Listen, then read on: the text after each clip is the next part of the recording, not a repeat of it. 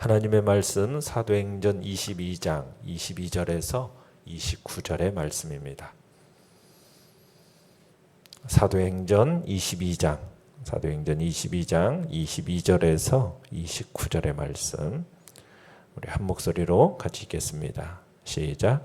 이 말하는 것까지 그들이 듣다가 소리질러 이르되 이러한 자는 세상에서 없애버리자 살려둘 자가 아니라 하여 떠들며 옷을 벗어던지고 티끌을 공중에 날리니 천부장이 바울을 영내로 데려가라 명하고 그들이 무슨 일로 그에게 대하여 떠드는지 알고자 하여 채찍질하며 신문하라 한데 가죽줄로 바울을 매니 바울이 곁에 서 있는 백부장들을 이르되 너희가 로마 시민된 자를 죄도 정하지 아니하고 채찍질할 수 있느냐 하니 백부장이 듣고 가서 천부장에게 전하여 이르되 어찌하려 하느냐 이는 로마 시민이라 하니 천부장이 와서 바울에게 말하되 내가 로마 시민이냐 내게 말하라. 이르되 그러하다. 천부장이 대답하되 나는 돈을 많이 들여 이 시민권을 얻었노라. 바울이 이르되 나는 나면서부터라 하니 신문하려던 사람들이 곧 그에게서 물러가고 천부장도 그가 로마 시민인 줄 알고 또 그 결박한 것 때문에 두려워하니라. 아멘. 오늘 말씀의 제목은 세상 앞에서 당당한 복음의 위엄이라는 제목으로 말씀을 나눕니다. 바울은 분노한 군중 앞에서 자신을 변론해야 할 처지에 놓였죠.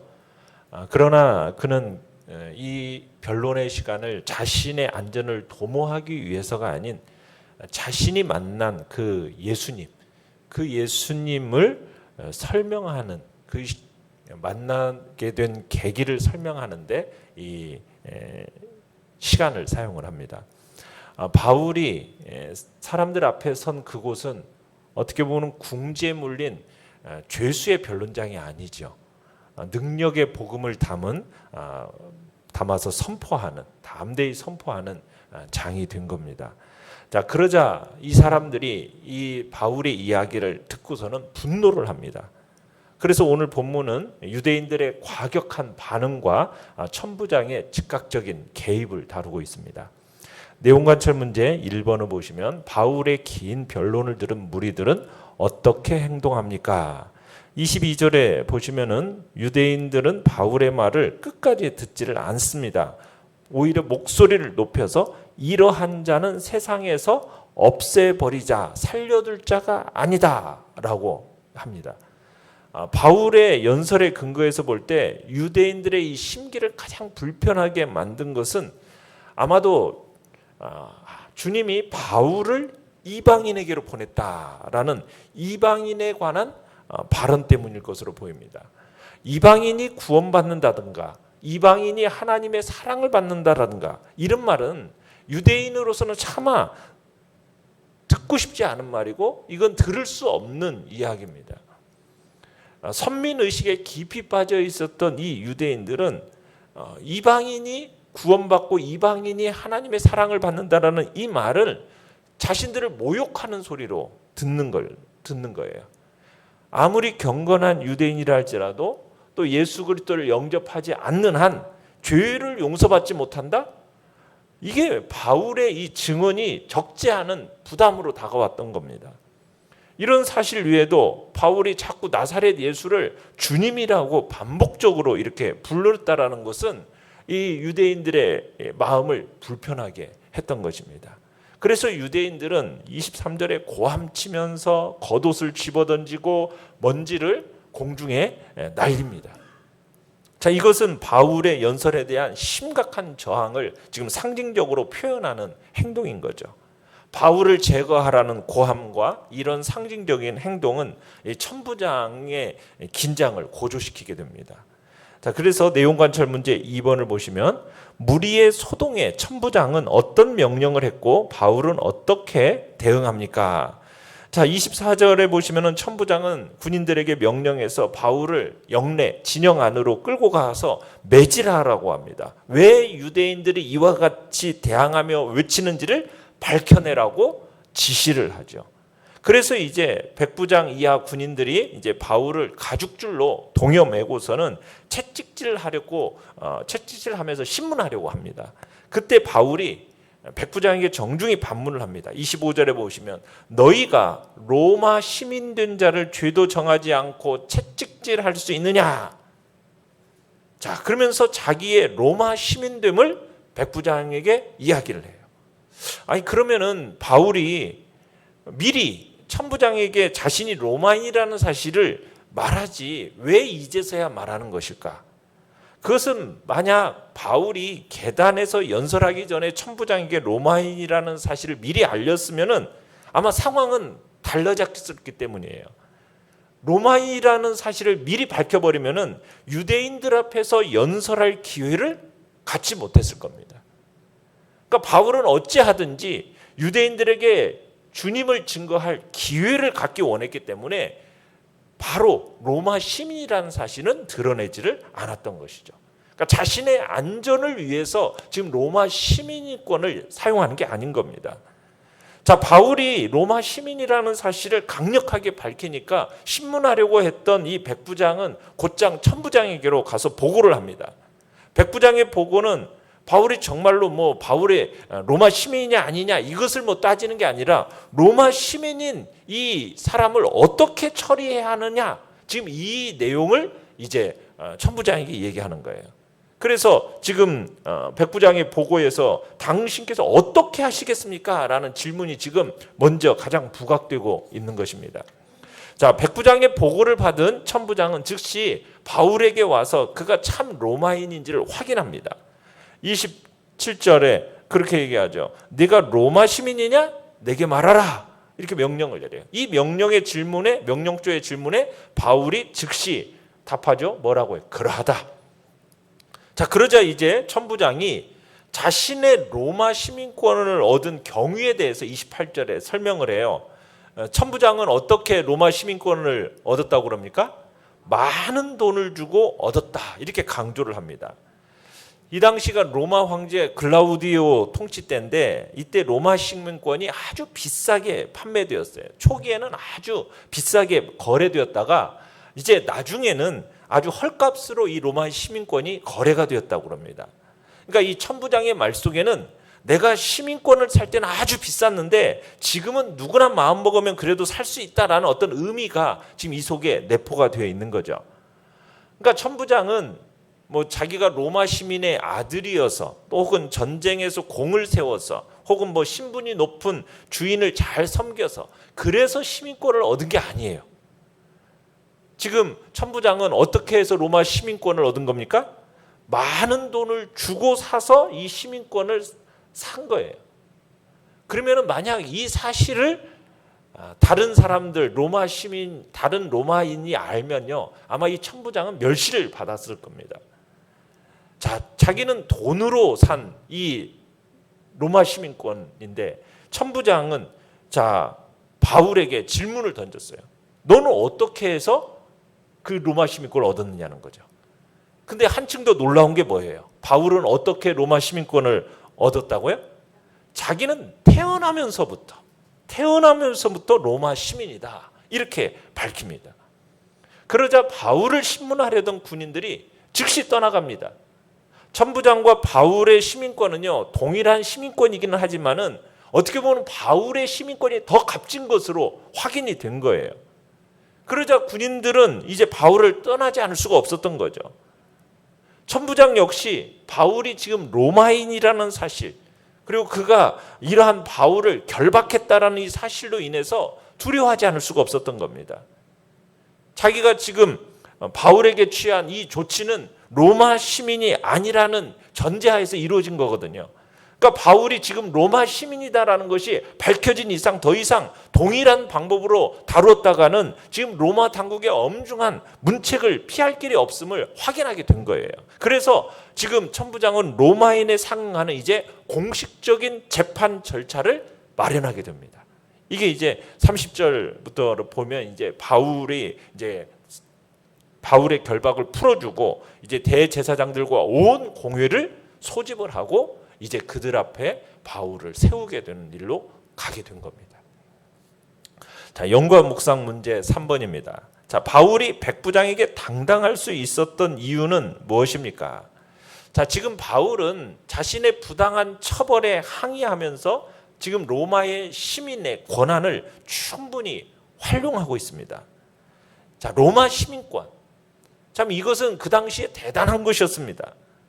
로마 시민권을 가진 사람은 자기가 어디든지 여행할 수가 있습니다. 로마 제국 내에서 어디든지 여행을 할 수 있었고, 그 사람의 뒤에는 항상 이 로마의 군대가 세계 곳곳에 파견되어져서 이 로마 시민권을 가진 사람을 보호할 의무가 있었고, 그의 뒤에는 항상 황제라는 그런 배우가 있는 거예요.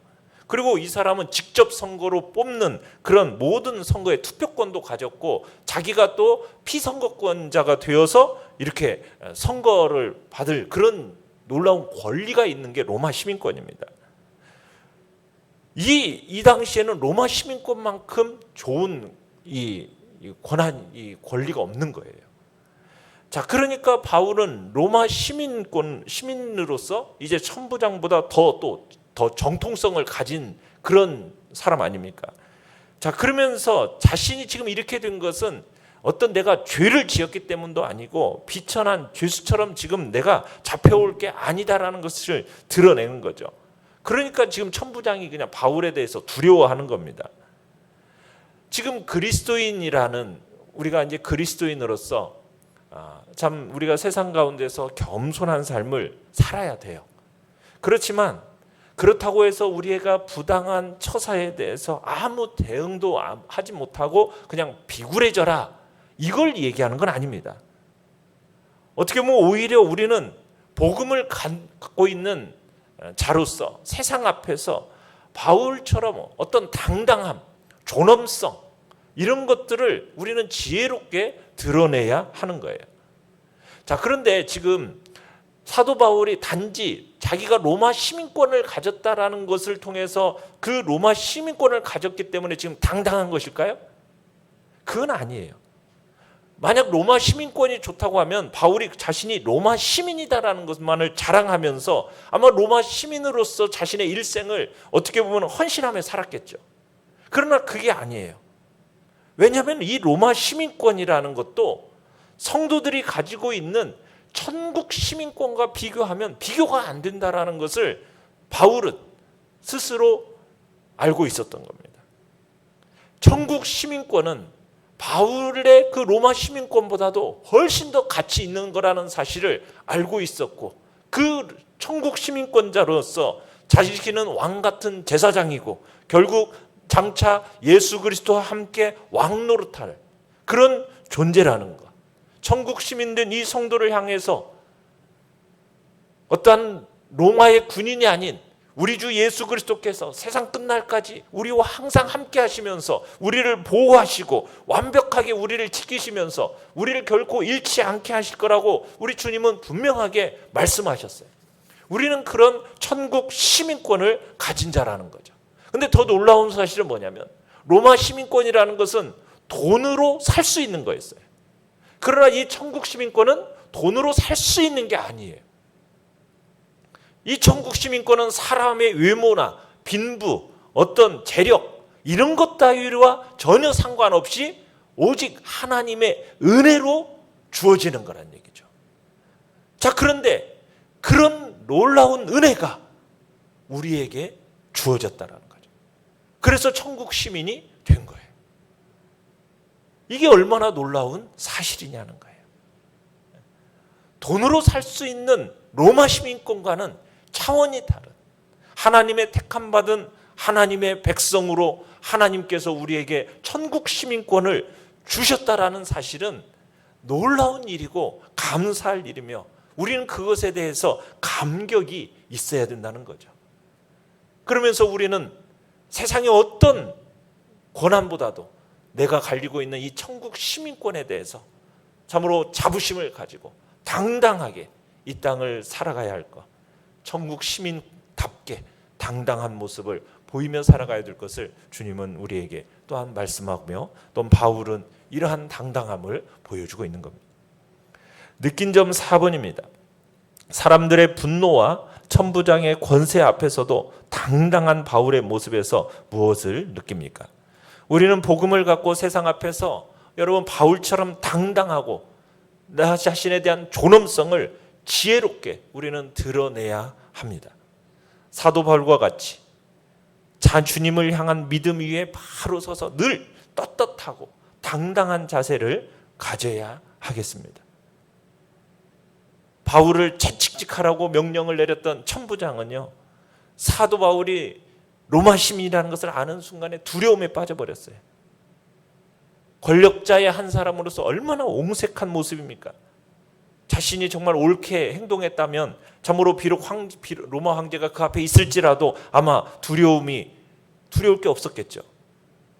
그래서 잠언 기자가 잠언 28장 1절에서 이런 말을 하고 있어요. 악인은 쫓아오는 자가 없어도 도망하나 의인은 사자같이 담대하니라. 의인은 사자같이 담대하니라. 우리는 우리의 삶을 스스로 살펴보면서 누가 쫓아오지 않아도 두려운 마음이 없도록 항상 사자와 같이 담대한 마음으로 세상을 살아가도록 해야 할 것입니다. 여러분, 사자와 같은 담대한 이 마음은 우리가 스스로 마음 먹는다라고 가질 수 있는 게 아닙니다. 바로 주님을 향한 믿음 위에 바로 설 때 무엇을 하든 늘 떳떳하고 당당한 자세로 임하게 되는 것이죠. 우리는 사도 바울과 같이 주님을 향한 믿음 위에 바로 서서 바로 우리가 어떠한 상황 속에서도 당당하고 떳떳한 그러한 모습을 참으로 세상 가운데 사람들에게 보이며 살아가는 복된 자세를 유지하시기를 간절히 바랍니다. 결단과 적용 5번입니다. 복음에 대해 적대적인 사람들 앞에서 나는 어떤 태도를 보입니까? 당당함을 잃지 않기 위해 할 수 있는 일은 무엇입니까? 내가 주님께로부터 받은 은혜가 무엇인지, 내가 가진 것은 이 세상의 어떤 오늘날은 미국 시민권자들은 그 미국과 조약을 맺은 곳은 어디든지 갈 수 있다라고 이야기를 하지만 우리는 그 미국 시민권보다도 훨씬 더 가치 있는 천국의 시민권자라는 사실을 우리의 마음속에 되새기면서 정말 그 시민권자로서 주님이 나를 항상 보호하시고 그 천군 천사가 나를 지키시고 보호하며 주님이 나를 끝까지 보살펴 주시면서 결국 우리는 이제 주님이 이 땅에 오실 때 온 세계를 다스릴 통치자로 부름받을 것에 대한 그런 천국 시민권자, 그런 내가 택함 받아 은혜로 이런 자리에 섰음에 대한 감사와 감격의 마음이 먼저 우리 안에 풍성하기를 간절히 바랍니다. 그래서 이 땅에서 당당함을 잃지 않는 복된 자리 우리가 있기를 바랍니다. 오늘의 기도 같이 읽겠습니다. 시작. 진리의 복음을 간직한 교회가 세상 앞에서도 하나님의 위엄을 잃지 않게 하소서. 아멘. 말씀을 생각하면서 기도하시고요. 연약한 우리의 지체들을 위해서 기도해 주시기 바랍니다.